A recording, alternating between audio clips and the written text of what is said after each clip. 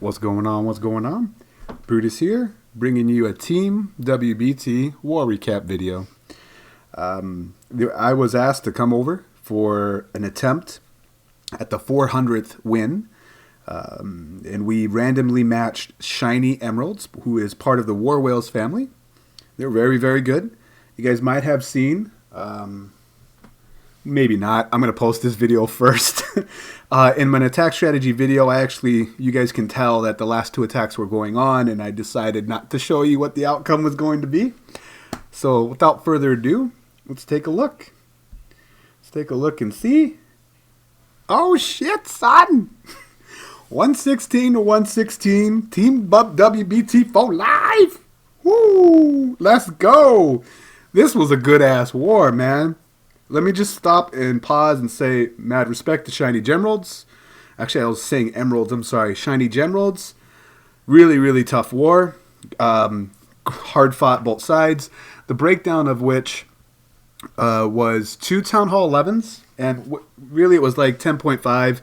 But at the end of the day, 2 Town Hall 11 offenses. And each side had 1 full Town Hall 11 to deal with. There was, I think we had 6 Town Hall 10s, and they had 7. So they had 1 extra full Town Hall 10. But the 9.5s was kind of a wash. At the end of the day, it was damn freaking even, in my opinion, for a random match. Man, and the fact that we were going for win number 400, Team WBT going for win number 400, just sugar on top. Let's take a look at the last few minutes, because that's how it went down. Shiny Gemeralds came out on fire. Fire! They had a lot of scouts. They had considerable amount more scouts than we did, and they used them to their advantage. And it all comes down to that 10 on 10, that sweet, sexy 10 on 10 action, and 11 on 10 game, the dip game. So the last few attacks here, you can take a look. They were at 115, was it? 116? They were at 116. And we were at, I think it was, whatever. We had 2 successful dips. And it was all for all the marbles. If you didn't win, that was it. So UK pulled down the 3s that were needed on the dips. And I'll show you both of them. With 16 minutes left on Lord Tang. Aiden on a 10 on 10 failed that. And then they failed 10 on 10. They failed their dip. Both of their 11s attacks dip failed at 98 and 92%. Really heartbreakers. And then there's the dip percent, 100%. Shout out to Team WBT, man. Let's take a look at some of those dips. Let's first show the respect. I'm sorry. They doubled the number 1 with 54%. And then cleared all the Town Hall 10s except 3 of them. And then, of course, all the 9s were cleared. And then we doubled their Town Hall 10. I think we were equal with, their 11. We were equal with percentage there. And we cleared all of the Town Hall 10s except 3 of them. And that was the difference maker. But the percent, it was even on stars. It was a damn good fight. Just a little bit nudge more. Man. Let's take a look at some of those right now. Let's take a look at Lord Tang. UK hitting on Lord Tang, using a bitch attack. I believe this was his first attempt at doing a bitch attack. Going from the long side, I really don't know about the bitch attack, so I don't know if it should go long the other direction, starting from like 2 or starting from like 7, but it was still nice. And this is going to be a long replay, so long recap, so I'm going to go to ×2 just for the first 1, and then I got some talking points for the rest. So this came at critical moments of the war. It was go big or go home. You fail and you're done. Left air defense over here on the far left, but the bitch attack basically cleaned up from top to bottom on the left side, and then left the right side a little weak. But they circled back from the air defense that was remaining, and then with enough, was not fighting the clock at all. There was at least 40 seconds left on the clock, if I'm not mistaken. We go to ×4. Just great idea. Bitch tech is still OP, even though everyone's doing Lalo. Nice job. We'll bounce out of here, and then let's take a look at the winning one. And that was against number 5. Not a bitch attack, though. Doing a Bolalo with a with a Troll Tesla that was also trapped with the Black Sam. Get the fuck out.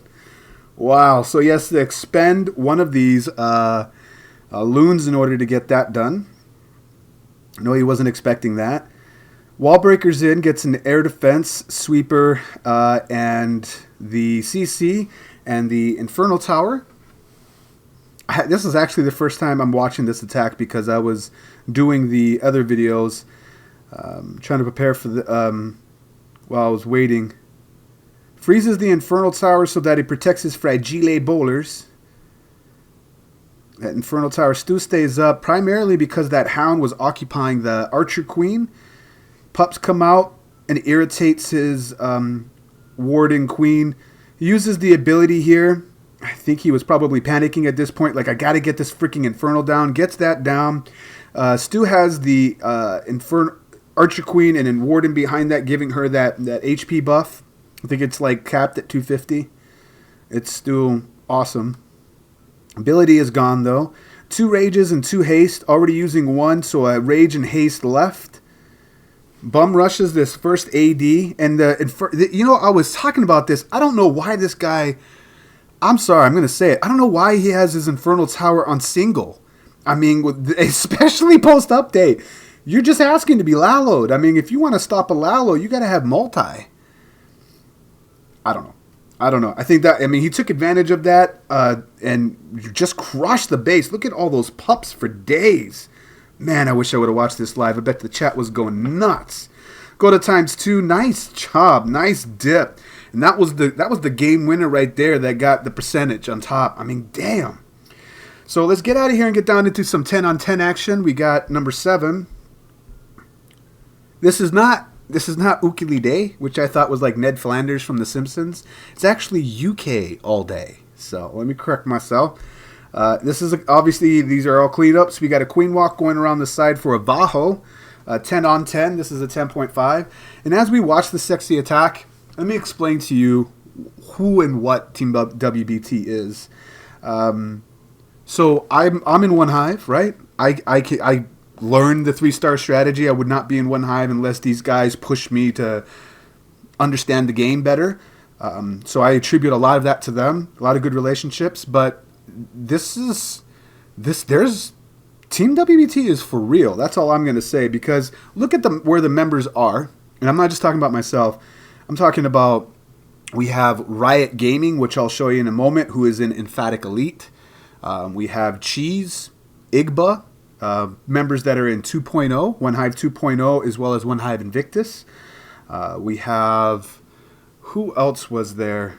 There was, at one point, there was I can never say this clan correctly, Estraw Cobb, I think. I don't know. That's another one. Geez, there's just so many great clans that have members that are in this war now, coming back for that reunion, if you will. That have moved on to clans that are in like the CWL, more of the elite. And so Team WBT has been scratching at, well, we want to be in that elite category. And really, it's just about the abundance of 10s and 11s, in my opinion, because the skills are all there. I mean, they beat shiny Gemeralds for crying out loud. And when I was there, they also beat Cold September. I remember that. And we also beat Greco Ludus, which is the sister clan to Greco Warrior, which is a well-known Italian war clan. So they're legit. That's all I'm going to say. So they partnered with and became sister clans with King Jeffrey. And I'm really excited for what that brings for the King Jeffrey family, as well as Team WBT. There's so much history. I mean, 400 wins. There's not a lot of clans that can say that. 400 wins. So with the rest of these replays, what you expect is I'm going to showcase some of the guys that I came up with and what they're doing. And for those of you that have, I'll say least members to come down for this this event, which is a lot of fun talking in the chat with these guys. As we go down to number 13, let's look at Desalle. They represented your clan very well. I mean, I got a 6-pack. Riot Gaming got a 6-pack. Desalle also cleared both his hits. Iggy went strong, came in really big when we needed him. So, I mean, oh, who else? That was it. North remembers. Yeah, Bao was also in this war. So I pretty much named a lot of the elite clans. And what's cool is that we all have relationships with them, and it was a lot of fun to come back and talk to these guys and basically wreck face together, man. It felt like good old days. So hopefully we can get together for another event. It'll be a lot of fun. As we watch Desalle here, really nice how he started his stone golem from the right and then used the dragon to stop the funnel breaker on the left, which forced his golems into the middle on the jump so that his queen can take that. I think he loses his queen just a little bit on this, but the BK is beating on a storage, so he can go ahead and start his hogs, which he does here on the bottom. Just surgically entry, but they do group up. And he loses just a few to springs, but you know, you got that Wiz Tower farm is an automatic heal spot, which he has down. He still has another one in the bag, and 2 golems tanking for that queen who has just a sliver of health left, and he has the ability to use when it gets down closer here. And you know, a lot of the bases that we saw here obviously were anti-Lalo bases, but I felt like we that's, you know, the bases are evolving. I do like the fact that people are making anti-Lalo bases. As we go to ×2, really nice stoned hobo here, Desalle. But it opens up the avenue for other, like hogs. I said this earlier, man. You make a completely strong anti-Lalo base, you're going to give up a ground attack. And that's what I saw in this war. You know, all air defenses on one side, so we just sent like a stone entry on one end, to get all of them, and then send in the hogs with 2 heals. I think I have a replay for that. I think it might be Rocky. But let's get out of here. Nice job, Desalle. And let's continue to go down to Riot, who did a queen walk, one of his 2 fresh hits. And watch this walk on this. So he's going to get 2 air defenses and these 2 right here, and you can see how he gets that. And he's going to Lalo the remaining 2 air defenses on this side with 2 hounds and 12 loons. But watch this. So he uses the camp as a natural funnel breaker to get the queen to move to the left. And he's already brought down some time of that high hit points. Town Hall. And then puts down the rage, but he waits on the rage not only to get the encounter with the queen, but for the wall breakers. Look at that shit. Look at that. So the wall breakers also get a piece of that rage. Really opens up this side. Uses the BK to get rid of some trash rings because he wants that queen to push up into the core to get that air defense. And already got the lure. BK is just basically taking away some free stuff on the left. He's got a baby dragon on the right that cleared away some trash as well. So some easy, basically some time-saving techniques right there as he gets the rest of the lure with Valk Baby Dragon combination. So the rage comes down here. He does use the ability. And then that jump for the queen, who is now standing in that rage, he goes ahead and sends his Lalo because he knows by the time that is, by the time his queen gets over there, it'll help everything out. You got the haste to speed them along. Targeted loons as those hounds just sit and tank. Oh, I'm sorry, you had a 3rd hound for that last one. Sit and tank for those loons as they take away all the threats of the Teslas and the wizard farm. And then here he is right here as that queen finally gets over to get that last air defense. But at that point, you know, everything's pretty much done. Really, really nice. He has a wizard tower for that hut up at the top. Was not chasing the clock at all. Really sexy attack, Riot.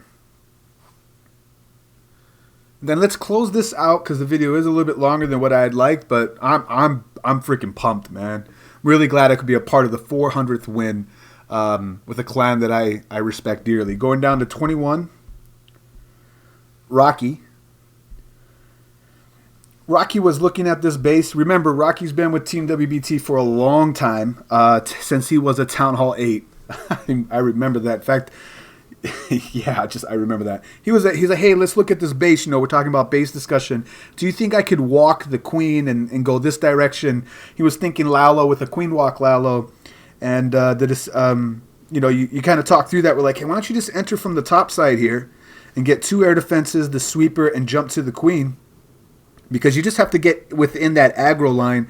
Either the BK gets her, or the bowlers will get her, or if the hounds get through this, because you'll see what's left over, she'll get aggroed on. The hounds will keep going as they get to that second air defense, and then go down to the wizard tower where the queen is at, so you don't even have to get the queen. She'll be shooting a hound, or basically distracted, and the pups will get her, or the loons will get her, one or the other. And you can see how he did that, but he actually got a little bit of an overkill. Really nice long funnel. I mean, you don't get much more of a funnel than that. Even taking the surrounding structures, removing all excuses that the bowlers would have to go outside. Starting a little bit of a loon, which I thought was really smart, this surgically placed loon right here. That only, there's really no air defenses, so it only helps out and gets that long cannon, which is just outside of the range of the queen, and he still has both abilities in hand, with all the defenses outside of that core, which is heavy on hit points. So here he is starting his Lalo portion, double stacking that first AD. It's not trapped, so he's got more than enough time. Rage goes down there, and you can see that they'll push over, and this is what we were talking about, as that queen finally goes down to the bowler's reach. The bounce got to them. Go to ×2. Because there's still a hound. I know it was hard to see, but that hound was still there. So right about here is where the pups would basically swarm on the queen, should she still be up. And he would have had a poison to slow down her attack rate. And everything else would have been shooting at the loons anyway. And he had more than enough up at this point. As we go to ×4, it's nothing but cleanup. That it would have took out as he leaves the lights on shiny Gemeralds. Woo! Let's fucking go. Let's leave it like this. Team WBT, congratulations on your 400th win. Respect. Once again, it's Brutus reminding you, you got to be better than the double, and I'll check you next time.